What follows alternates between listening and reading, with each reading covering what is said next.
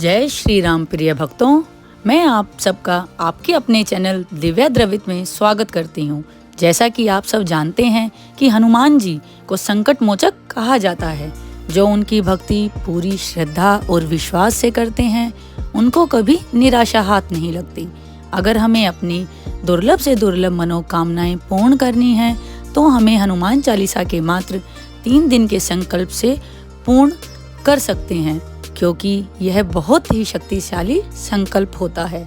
मैं आपको एक कहानी सुनाना चाहूँगी, जिससे आप मेरी कही बात की सत्यता को स्वयं ही समझ जाएंगे। यह कहानी उन भक्तों के लिए प्रेरणादायक है जो संकटों के समय भगवान हनुमान जी की कृपा पर विश्वास रखते हैं। यह कथा बताती है कि कैसे हनुमान चालीसा के जाप से असंभव कार्य भी संभव हो सकते हैं। एक पुराने समय की में बनारस में एक गरीब ब्राह्मण परिवार रहता था। इस परिवार में एक विधवा माँ और उसका बेटा था। बेटा बहुत ही संस्कारी और धार्मिक था। एक दिन बेटा रोजगार की तलाश में शहर गया। दुर्भाग्यवश शहर में उसे एक ऐसे व्यक्ति ने झूठे आरोप में फंसा दिया और उसे कैद कर लिया गया। उसकी माँ को जब यह बात पता चली तो वह बहुत परेशान हुई। उसके पास ना तो पैसे थे और ना ही कोई मदद करने वाला था।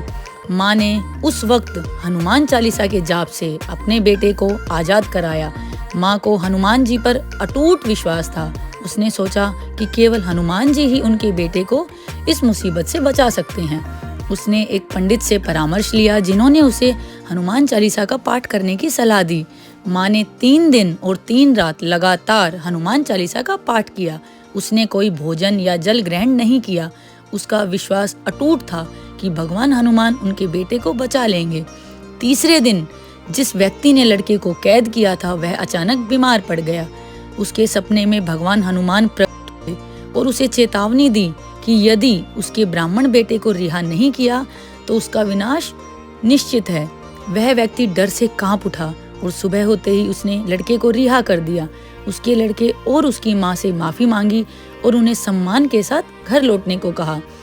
इस कहानी से हम यह समझ सकते हैं कि संकट के समय में सच्चे विश्वास और भक्ति से किया गया हनुमान चालीसा का पाठ चमत्कार कर सकता है। भगवान हनुमान अपने भक्तों की सच्चे मन से की गई प्रार्थना कभी अनसुनी नहीं करते।